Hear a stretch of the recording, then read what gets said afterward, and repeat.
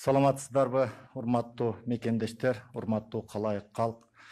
Мына акыркы өзүңүздөр билесиздер, 10 күндө эпидемиологиялык абал курчуп, бул боюнча ковид боюнча өтө абал оор болуп кетти. Эми мен бүгүн өзгөртүрүп, статистикага токтолбой эле кандай иштер алып барылыш керек, кандай иштер алынып барылып атат, кандай элдерде маселелер көп болуп ушул паникага түшпөш үчүн кээ бир ойлорду айткым келет. Биринчиден, эң негизги көйгөй бүгүнкү күндө 3 маселе. Бул койкалардын жетишпестиги, эң негизинен Бишкек менен Ош шаарларында. Койкалар жетишпестиктен, мына өзүңүздөр билесиздер, биз кече айттык, бүгүнкү күндө оор абалда ушул пневмония менен кайрылгандардын саны кескин өстү. Ошондуктан биз мына улуттук фтизиатрия борборунда 38 койка ачылган, ал жерде орун жок, 38 койка бүгүнкү күндө иштеп атат, 38 бейтап жатат. Эми бул жерде дагы бир нерсени, улуттук госпиталда биз билесиздер 4 күн мурда 100-120 койка ачылды эле. 120 бул Улуу Ата Мекендик согуштун майыптарынын ооруканасы деп эсептелет, 3 кабаттуу. Ал жерде бир күндө эле көп адамдар келип, кайрылуулар болуп, ал жерде толуп калып, андан кийин биз урология борборунда ачууга мажбур болдук. Урология борбору тез аранын ичинде ал жерде жаткан бейтаптарды жылдырып ачып, бирок ал жерде дагы бүгүнкү күндө абал мына 130-150 койка десек, бүгүнкү күндө мына 89 адам жатат, андан тышкары мына эртең менен дагы көпчүлүгү ал жерде келип атат. Бүгүн бизде 41 орун бар ал жерде. Андан кийин биринчи оорукана боюнча айта турган болсом, биринчи ооруканада бул соматический блок деп аталат. Соматический блок дегени бул терапия, неврология, эндокринология, кардиология борборлорунун негизинде биз 80 койкага эсептелген обсервация, ошол пневмония менен жатканга орунду ачтык эле. Бүгүнкү күндө 92 адам. Себеби туура түшүндүрүш керек элге бул жерде. Биз бул жерде пневмония менен мурдакыдай бардыгын эле жаткызып, бир палатада 6-8 болбой, алардын аралыгы сакталсын, азыраак адам жатсын деп туруп ошого эсептелген эле. Бүгүнкү күндө бул жерде эч кандай коридордо анан мындай жаткан жок. 92 биз дагы ал жерде кафедральный кабинеттердин эсебинен, анан кийин башка кабинеттердин эсебинен көбөйтүп атабыз. Мына бүгүн бул биринчи клиникалык оорукананын хирургия корпусу бүгүндөн баштап иштей баштайт. Кече биз барып ошол жерде өзүбүз контроль кылып, ал жердеги хирургиялык ооруларды улуттук хирургия борборуна жана Бишкек травматология ортопедия профилине карап туруп, биз ал жерде бөлүштүрдүк. Бүгүн ошол жерде биз 90 койкага расчет кылып, биринчи ооруканада больничный пневмонияга ачабыз деп атабыз. Андан тышкары сиздер айтылгандай Ганси деп аталат. Бул аэропорттун, Манас аэропорттунун жанында мына кече көрдүк, 200 койканы мурдагы күнү ачып, кече эле бүгүн 60 адам жатты. Мына 140 орун бар ал жерде, 140 орун бар. Андан тышкары биз 400 дагы 600 койкага бул жерде эсеп болгон, дагы 400 койканы ачабыз деп мына бүгүн эртең ал ачылат. Анан туура түшүнүш керек, кээ бирде биздерде элдерде мындай түшүнбөстүк болуп атат. Ой, Гансиге бардысы жок, шаарда эле калтырчы. Ай, кой, аяка барбайм деген маселелер болуп атат. Мен туура түшүндүрүп айтып кетейин.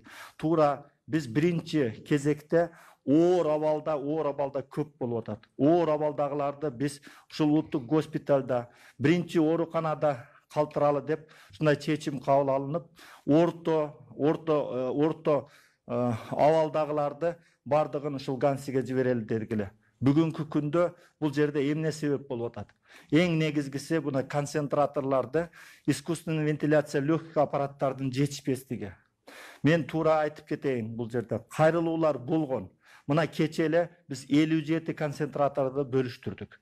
Bölüştürгөндө мына билесиздер бир эле ооруканага эмес бөлүштүргөндө бул жерде жетпей калып атат. Анан мына айтылып атат эмне үчүн саламаттык сактоо министрлиги кайрылбайт бул боюнча деп. Бир канча кайрылуулар болгон. Мына өзүңүздөр түшүнүңүздөр. Россияда бизде бүгүнкү күндө кислородный концентраторлор, ИВЛдер чыкпайт. Россия Федерациясында, Кытайда, башка мамлекеттерде өздөрү дагы мындай абалды күтүшкөн эмес. Ошондуктан биз бирок Кудай буйрса мына күтүп атабыз Кытай Республикасынан бүгүнкү күндө ушул концентраторлор жана ИВЛдер келиши күтүлүүдө. Бул эгерде биз келип калса, каерге муктаж болгон боюнча аны бөлүштүрөбүз. Анан кадр маселеси мына кече турду, көтөрүлдү кадр маселеси. Көп мына өзүңүздөр турасыздар, көп медицинский кызматкерлер дагы, врачтар дагы мына ооруп, биздин мына саламаттык сактоо министрлигинин аппаратында дагы канча мына 30% деп атабыз, 30% иштеп атат. Анан тышкары дагы ооруп жүргөндөр мына көп болуп атат. Аларды биз удаленкада иштегиле, мындай чыкпагыла деп. Ушундай көп жүктүн нагрузканын эсебинен эми адам экен туура түшүнүңүздөр. Бул жерде көпчүлүгү мүмкүнчүлүк болбой калып, аргасыздан анан үйдө отурганга же убактылуу ишке чыкпаганга мажбур болуп атат. Анан дагы бир нерсе бул жерде тез жардам машинасы боюнча. Мен расмий кайрылып кетет элем, урматтуу мекендештер. Бул жерде тез жардам машинасы мына үлгүрбөй атат. 3950 кайрылуу болду. Мына кече 4000ден ашык кайрылуу болду. Бул жерде кебирде ошон үчүн жетишпегендигинин себебинен дагы биз мына Кубатай Ильичевич Бороновдун, Кыргыз Республикасынын премьер-министринин тапшырмасы менен мына биз башка мамлекеттик органдардагы тез жардамды дагы алып, азыр биз буякта иштетип атабыз. Мына кече бүгүн Кудай буйрса мына 15, кече 5 ошол машинаны алып коюп, бригада коюп, кошумча коюп атабыз дагы мына 50ден ашык, андан дагы ашык. Жерлерде сураганда каерде благополучный региондордо ал жерде дагы болгон нерселерди азыр күчтөрдү бул Бишкекке, Чүйгө, Ош шаарына, Ош областына жумшашка мажбур болуп атабыз.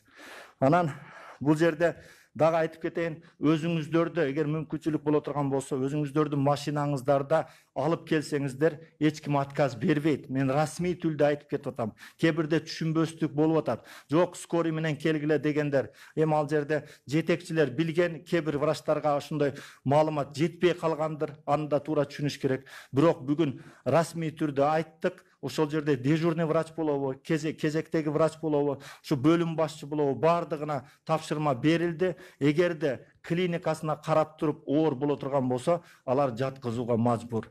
Дагы бир нерсени айтып кетейин мен. Мына жеңил симптомдор менен же симптому жокторду биз үйүндө калтыргыла деп алгоритм чыккан. Ошол боюнча сиздер туура түшүнсөңүздөр. Мына кечеден баштап адистер өзү чыгып атат. Мына памяткаларды, брошюраларды биз таркаттык. Биз эми колдон келишинче мүмкүнчүлүккө жараша ушул илдеттен чыгып кетели деп саламаттык сактоо министрлиги, органдар, өкмөт эми колдон келишинче аракетти жасап атат. Эми бардыгы эле өз убагында өз айткандай болуш кыйын экен. Ошондуктан мен ойлойм, кыргыз эли, кыргызстандыктар муна туура түшүнөт деп. Орусча айтайын. Рахмат. Суроолорго кечирип коюңуз, дагы бир нерсе. Урматтуу мекендештер, дары дармек боюнча мына акыркы убакта 2 күндө ажиотаж болуп, мына дары дармектер аптекаларда кымбаттайт экен, жетишпейт экен деген сөздөр болуп атат. Бул туура эмес. Бүгүнкү күндө дары дармектер ооруканаларда запас бар. Анан кийин аптекаларда биз мына кебир аптекалар эми көпчүлүгү так бердиби, так бербедиби маалыматтарды билбейм. Алар боюнча чоң компания, фармацевтический компаниялар боюнча бизде маалымат бар.